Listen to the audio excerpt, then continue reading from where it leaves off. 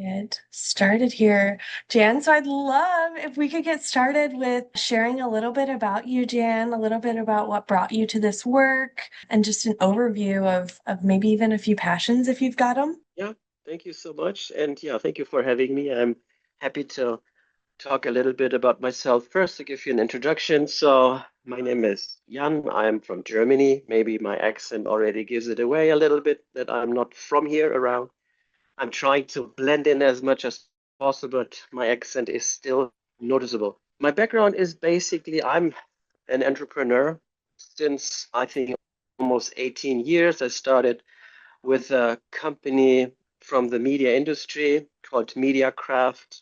15, 16 years ago, I was creating one of the largest multi-channel networks for the YouTube starlets back then, and now YouTube stars, to bundle them and to give them some sort of TV broadcasting background and making them big, creating with them formats. And we had offices in Germany, in Poland, the Netherlands, and Turkey with a little bit over 200 employees. Then I left the company to just get into another venture, and that was software. Was for 9 years before I came over to the US. Co-founder and COO from Jarvis, which is computer vision AI for supply chain and healthcare. That led brought me here, beautiful Nashville area in Franklin to be precise, with my one wife, three kids, one dog, and a horse that I brought here to the US. And yes, I know it's crazy to bring a horse, especially an Icelandic horse, to Tennessee, because it's like bringing sand to a beach. That's actually my perception, but or my point of view. But my wife sees it obviously differently. She thinks that's part of the family, and that's therefore family has to come over to the US. That was 4 years ago, so I'm here since 2022. After 9 years, I also left my company and was open for new ideas and new network, which then led me to the network that I created and had already with Vanderbilt University. And as you might know, that the Frisch Center for Autism and Innovation is part of Vanderbilt University. So I had some networks there, and they were looking for a entrepreneur in residence at that time to bring basically innovation and a product. Can someone maybe mute Timishia? It's pretty loud. Thank you. Here we go. Um, no, it's better.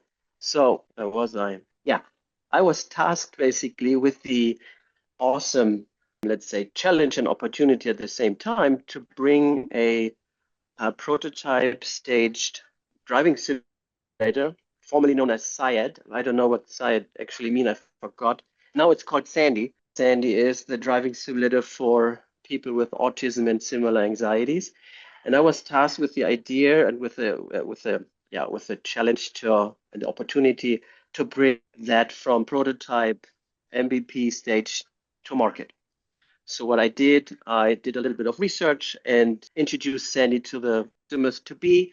And last year in June, we created a company called Neurodivergent Technologies, which is now commercializing this awesome product, which we are rolling out as we speak already in multiple states and multiple locations. And the impact that Sandy has on the neurodivergent, let's say, learners, but also, I must say, for the neurotypical or the neuromajority, it's also working for them, but it was designed for the neurodivergent learners between 15 and the oldest is 32 or 33 now.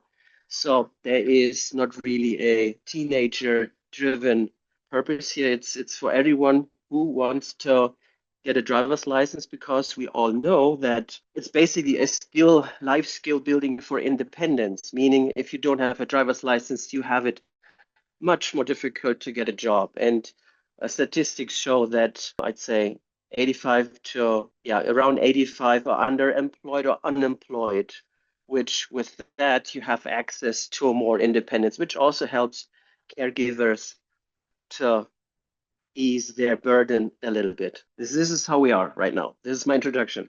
Hello. Ayan, thank you so much. And my apologies for earlier pronouncing your name incorrectly. I appreciate you Oh, sharing with no, us. no worries. Could you tell us a little bit about the background of Sandy and kind of what most users and families, maybe even for those folks that were a little bit younger, what they look like, what they're looking for?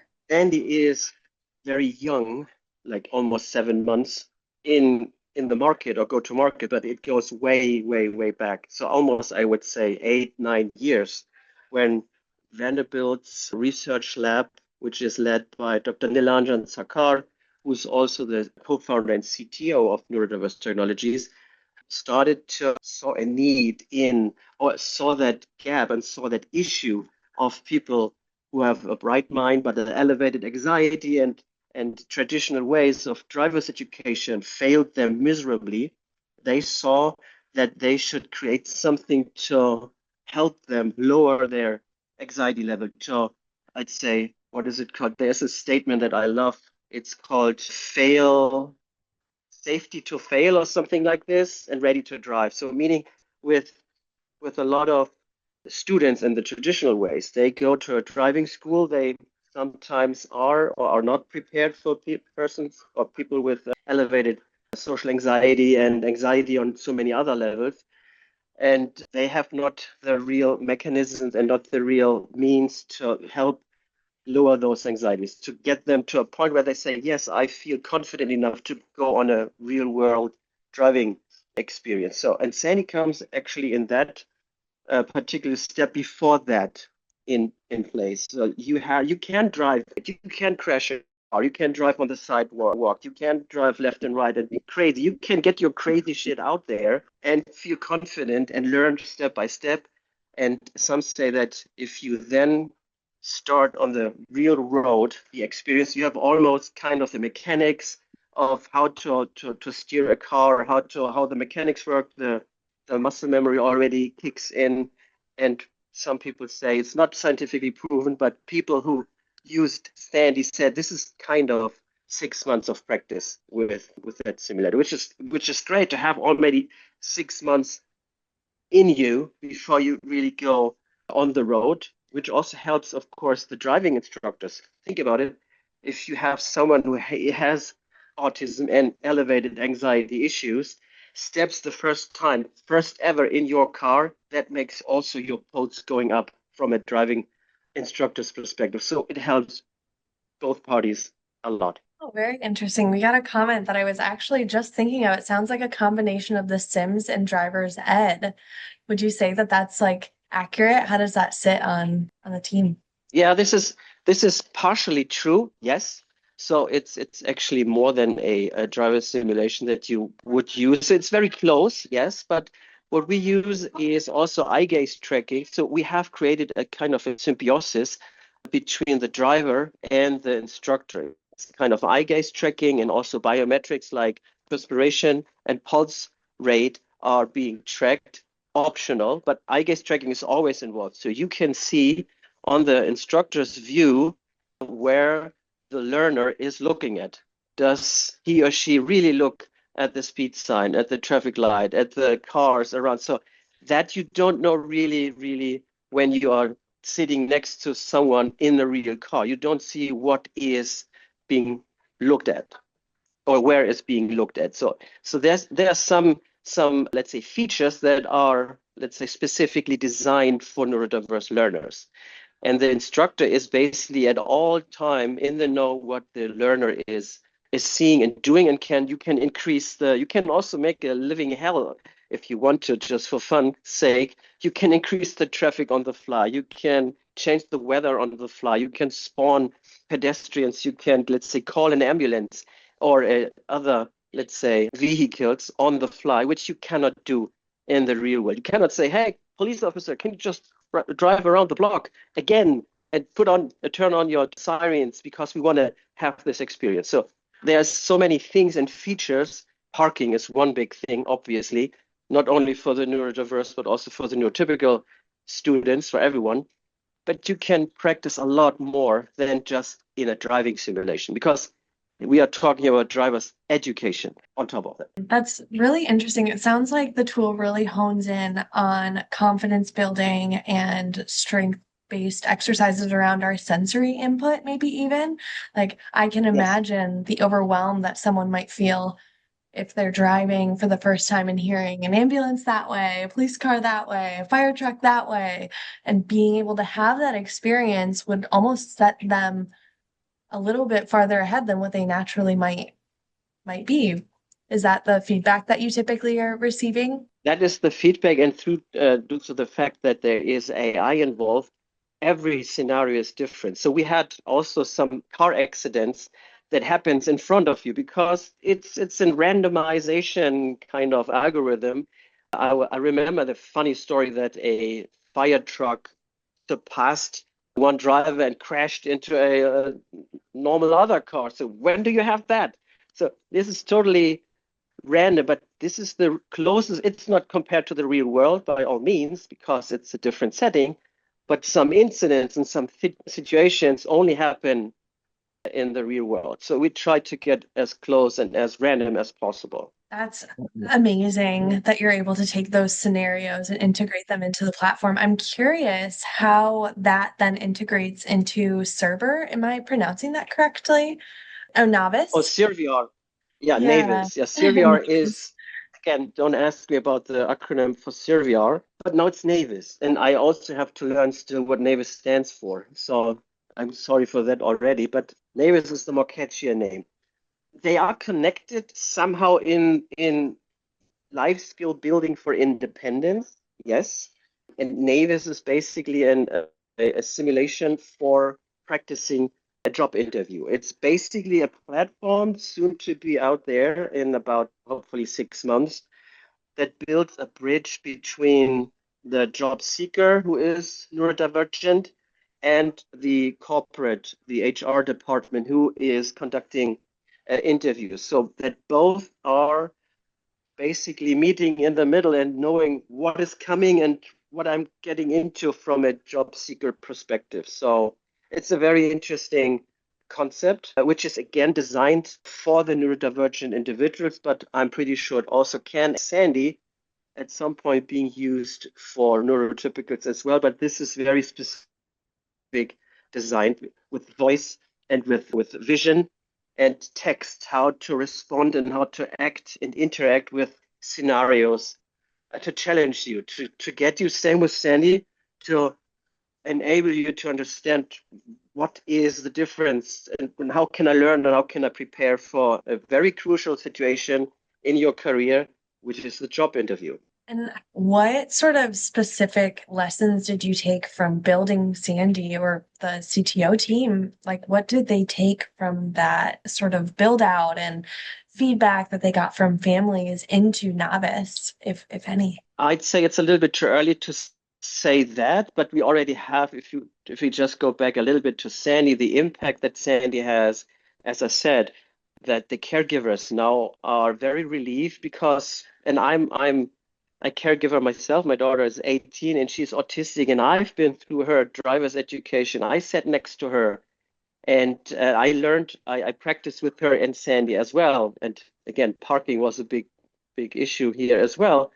And I'd say this is one step that you as a caregiver, as a parent, and also as a tool for you as an occupational therapist or organizations who work with neurodivergent individuals, it helps you make this check mark in your career step. And to have a driver's license is, especially in the US, not so much maybe in Germany where I come from, it's just only crazy expensive there, but it's very thoroughly. And here in the US, not so much. So I rather would say make this mandatory for everyone before you give them the keys to your car and let them just loose.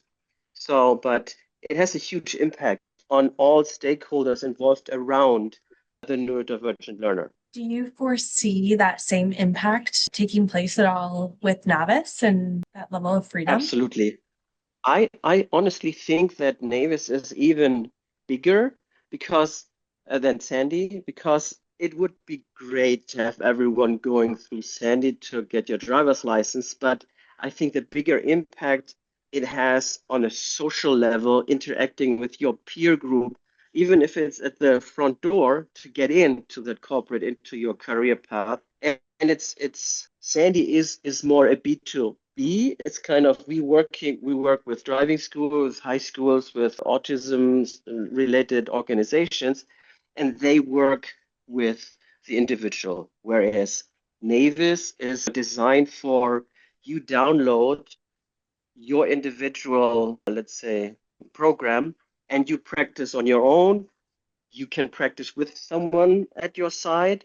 And then we have a complete different approach to the corporations, but it's very much more individualized than Sandy, if this answers your question. So it's a slightly different approach, which makes it bigger and more personal than Sandy. Yeah, I could absolutely see that. And it sounds like in building Sandy over the years, there have been conversations with neurodivergent folks, but also with neurotypical. So I'm curious what misconceptions or challenges in tech or leadership have come up over that time. I can speak here a little bit more for Navis because I think Navis helps you to bridge the gap between those. I just mentioned this earlier.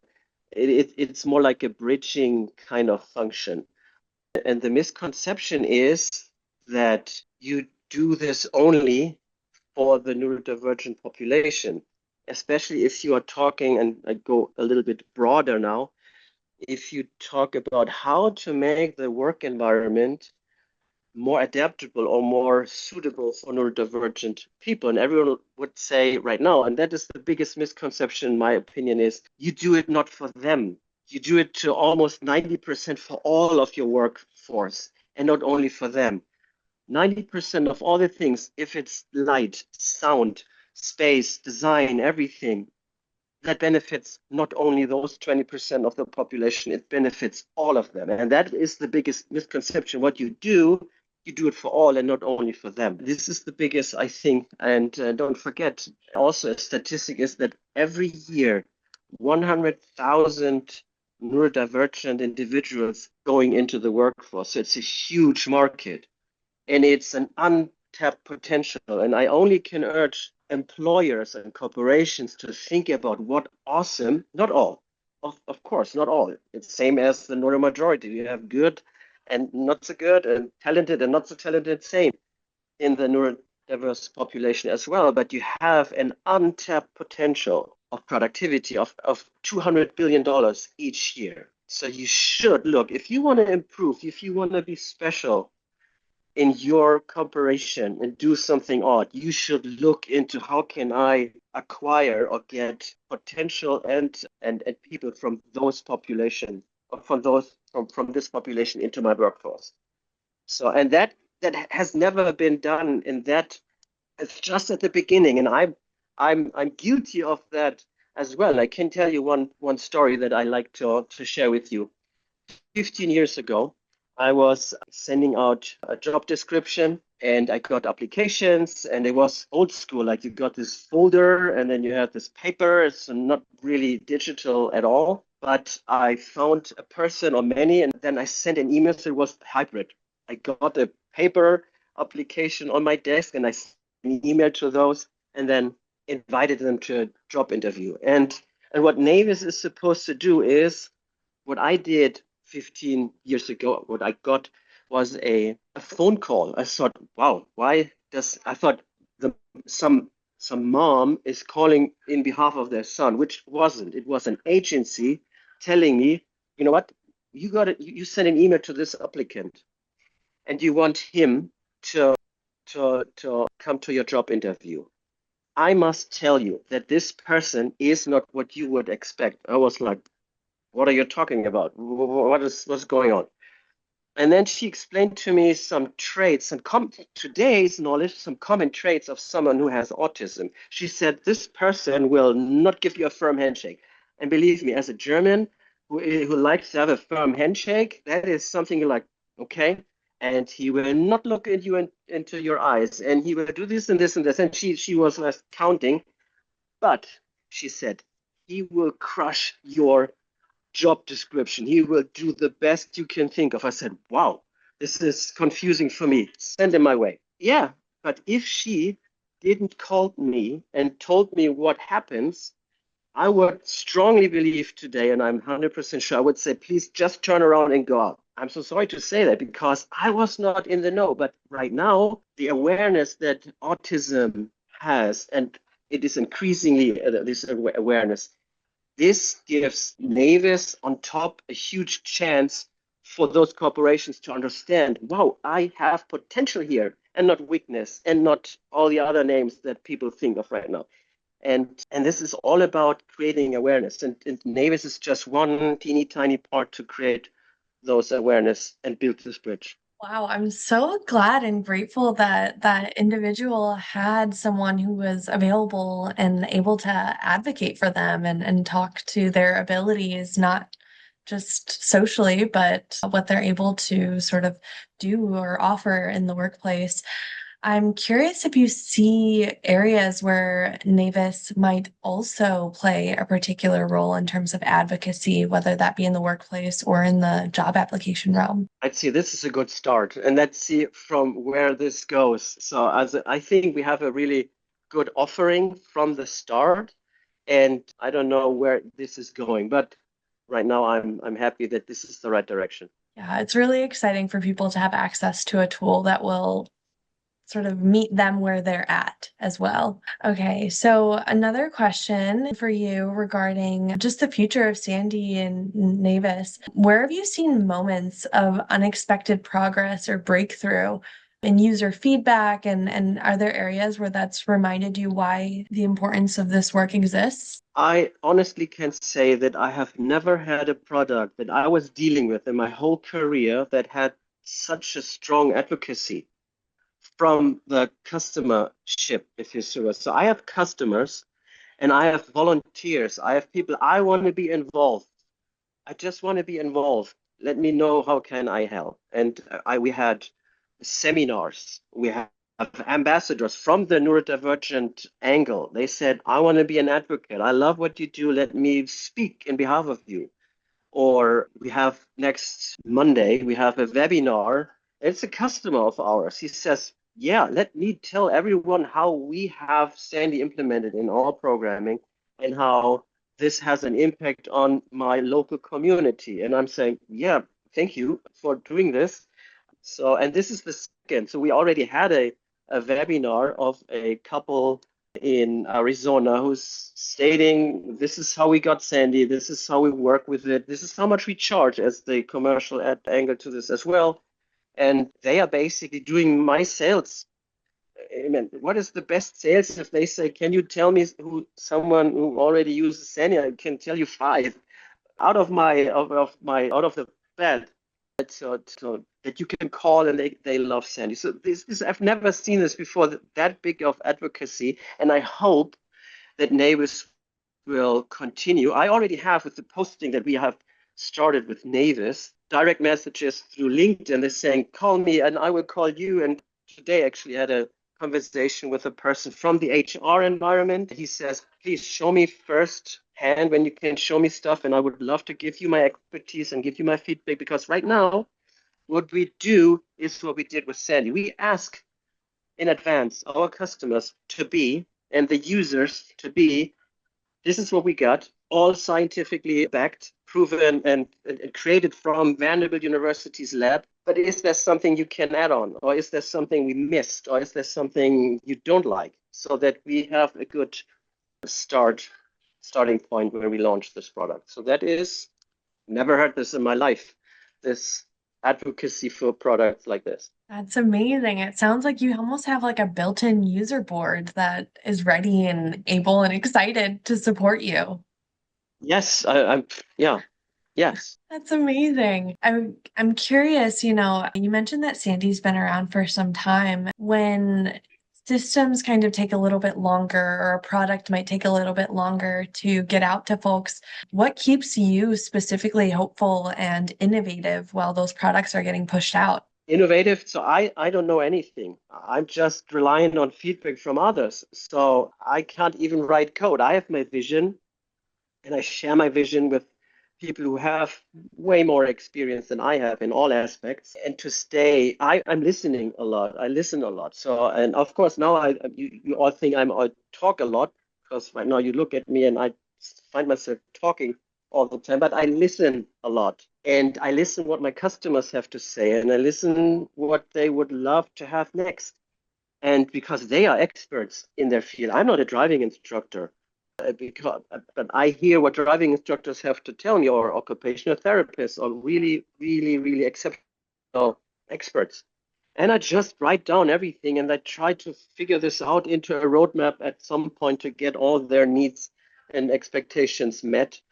And this is how I stay actually on top, or maybe sometimes ahead of the curve, by just listening what people want to have. That must be, I mean, I think that's a really good exercise in, again, like coming back to your user board or the folks that are actively using your product. What does your typical consumer base look like? The consumer base for Sandy is we have driving schools, high schools, a lot nonprofit organizations such as, for example, Autism in Tennessee, or a company called Miller Ridge, not only in Tennessee but in other states as well. People who have a strong focus on neurodivergent individuals from early age, teenagers, and that is something that we right now focusing on neurodivergence who fall out of the system, which is also an unmet, or let's say it's an issue, or will become an issue, because if everyone is looking at the toddlers at 3 years old till, let's say, 18, and then there's really a little bit only left for a support system. That is something that I see is a big, how to say, potential for innovations and services to help people who are over 18. So that's why I'm helpful. I'm very let's say I'm very happy that Sandy serves from 15 to open end, because I had people with over 30 came to me and asked me, where can I find a driver's education location in my area that helps me, because I want to try it. I had this one moment where I'm showcasing Sandy on it was the College Autism Network. I'm pretty sure you all familiar with that. I was there with Sandy, and was a guy. He was, I think, around 30 with his mom. He said, "Hey, this is my chauffeur." He did not say my mom. He said chauffeur, and she was looking at him like, "Yeah, I love you, but this is not cool what you just said." So, and it was this love and hate kind of thing. And when he was testing Sandy, he was like, "Man," she said, "I really would love him getting a driver's license because I'm his mother and I love him very much, but he's pretty annoying, asking me all the time where I can drive him." So on the other hand as well, he's like, "Mom, I love you, but really I'm annoyed asking you all the time." It's a mutual tension between those. But long story short, in the end, he said, "I really want to try." Because he was sitting there and someone had to drag him almost out because he was so fascinated with that. So he did great, and that sparked in him the idea of trying to get a driver's license with 30-ish years old. So this is great. So what was your question again? I forgot. No, no, you answered it. You answered it. The typical population that is looking for access to Yeah. Sandy or driving. I think it's amazing that it's open-ended. I think even about people like my younger brother, who is almost 23 now and could really use a tool like this. So I think regardless of age, it sounds like it's something that's inspiring curiosity and maybe even confidence in ways that neurodivergent folks might not have seen themselves being previously. That's really exciting. I think on the other side, one of the questions I wanted to ask you as well is if there is any advice that you might give to founders, technologists, or advocates who want to build tools that serve either their communities or neurodivergent communities. So I have two hats on. One hat is the neurodiverse technologies guy, but I'm also entrepreneur in residence, still am, for the Frisch Center for Autism and Innovation. So the Frisch Center has two pathways, one individual and one as being an entrepreneur in a team or with a product in your bag. So you should definitely you can contact me, obviously, but you can also directly contact the FRIS, and they will help you in your personal career path, more academic kind of path. They have programs, they have internships, so it's always worth to check on their website. Yep. See, and the second path is what we created the last 12 months is basically kind of an incubation program for either neurodivergent entrepreneurs or people who want to create a product that has an impact on the neurodiverse community, which is basically, it's called Neurotech Frontiers, which is the new brand under which Vanderbilt, the Frisch Center, and the Janus Innovation Group from San Diego, and soon to be Plug and Play, will smoosh competence under one roof so that you have basically every support that you would need if you apply for this program, get accepted, then you get all the help to get your product idea or your product, let's say, prototype to the next level.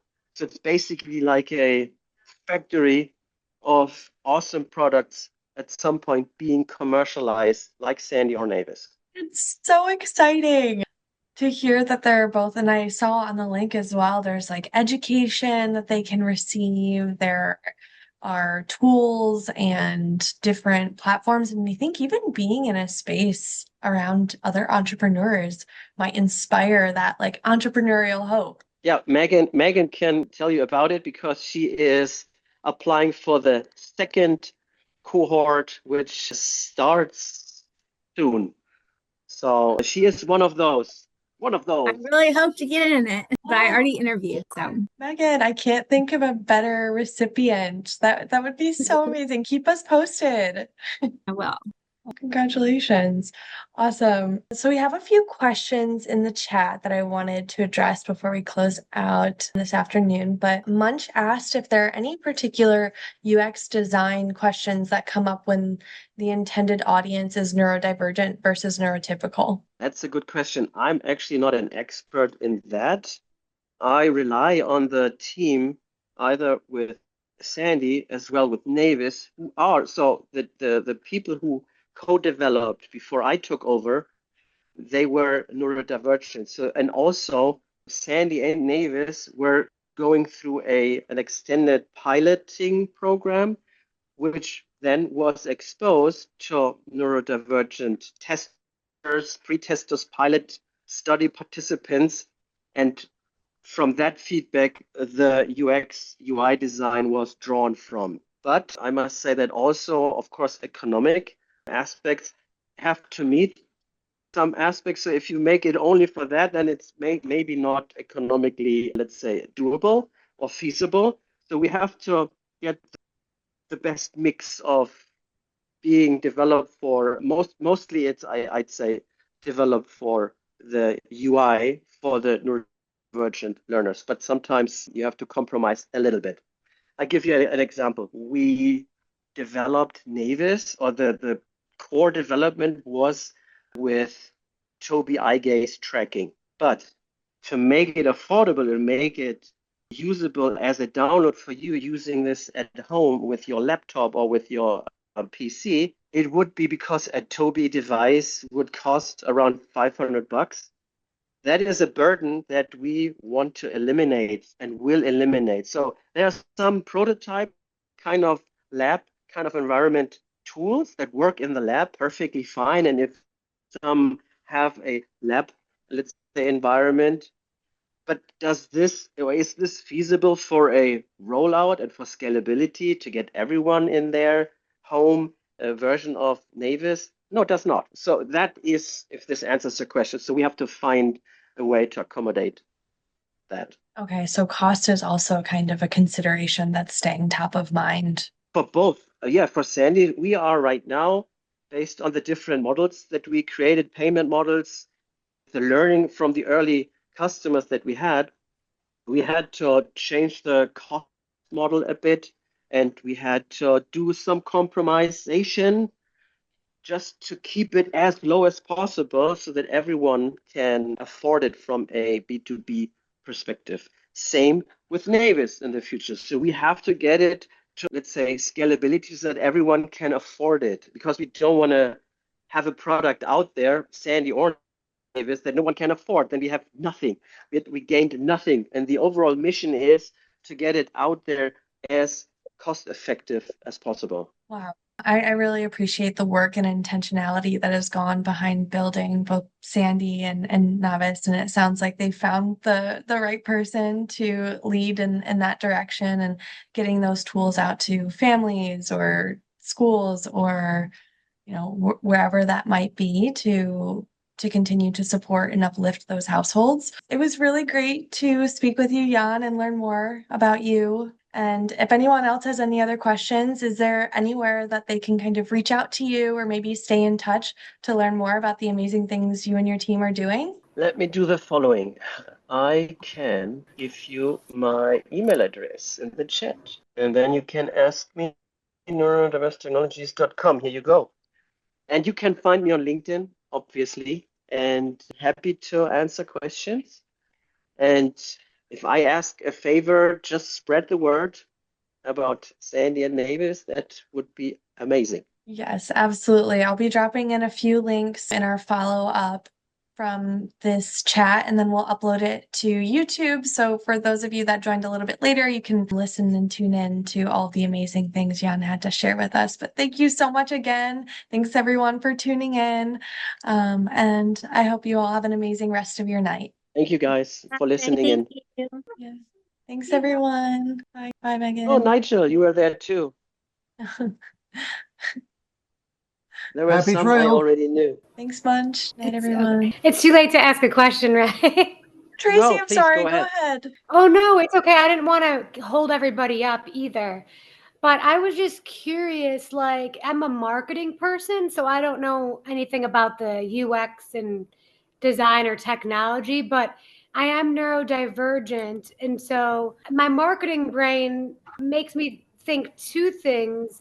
One, could you market your product to driver's ed schools to invest in versus each individual? That is the reason. So it's a pure B2B product, Sandy, at least, not Navis. But Okay. we are marketing to driving schools, high schools, school districts, and nonprofit organizations. So not to the individual. Oh, okay. But it's still expensive, but those places should hopefully have the funding, right? Or I mean, it's a common problem, I guess, that there's not a whole lot of interest in helping accommodate neurodivergent people.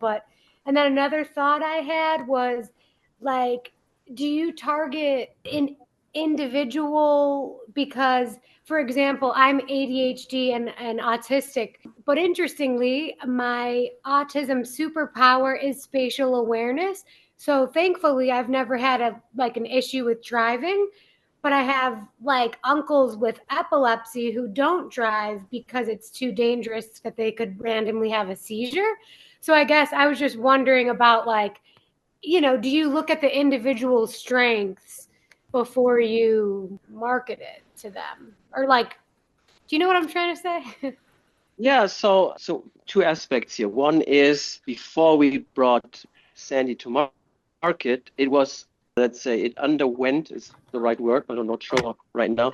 It went through a process of pilot studying of over 2 years with neurodivergent individuals in different locations, and then there is this now in market kind of. So it's two different aspects here, and I don't know. Can you? I lost track right now. Can you repeat the question, please?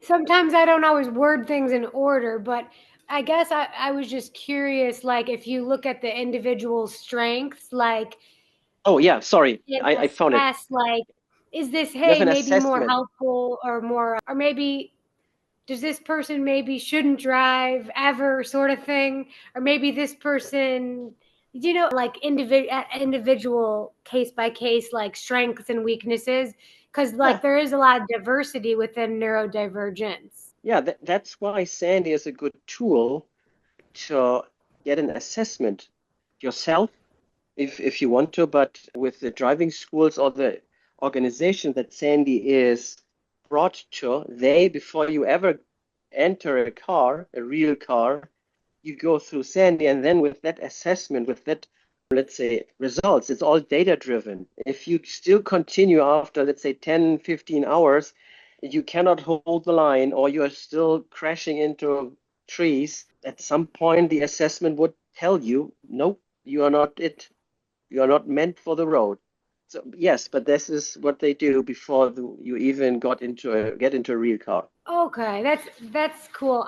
I happen to be a really good driver, but my sister's in a wheelchair, and I have a lot of friends physically disabled that I feel like it would be interesting to test with them, which I know that's a whole different set of struggles, but yeah, just some So ideas I had. one thing that we will have on our roadmap as an item is to serve also people in a wheelchair. This would then require a hand gas and hand brake kind of setting, which are already out there, but we just have to implement this in our software so that it works. But this is on our roadmap as well to help individuals who are, let's say, impaired, cannot walk, are in the wheelchair or so. But we had to start somewhere. So, but there's an open end kind of. Right, the possibilities are endless. Yes. Well, congratulations. It was an interesting conversation, or to hear from an entrepreneur trying to do something different to help the world. Yeah, you're very welcome. And yeah, happy to answer other questions. You have my email address. So yeah. Okay.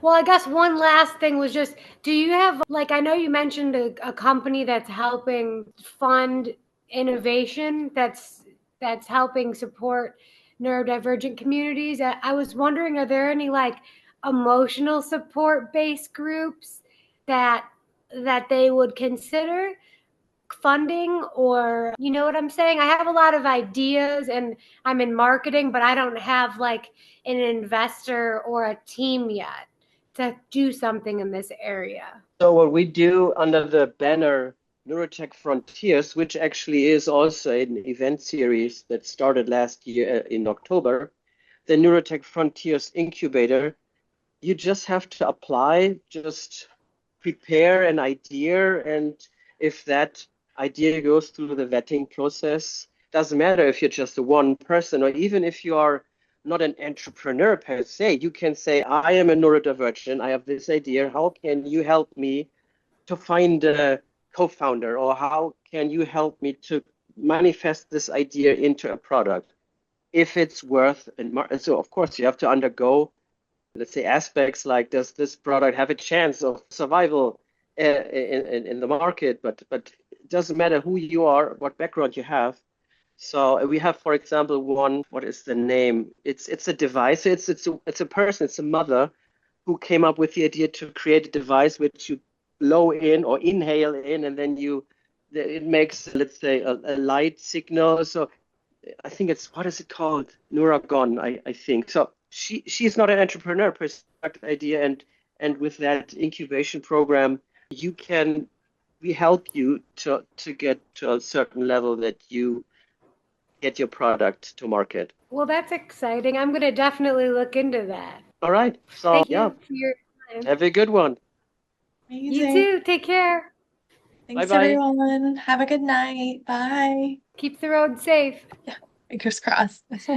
Bye.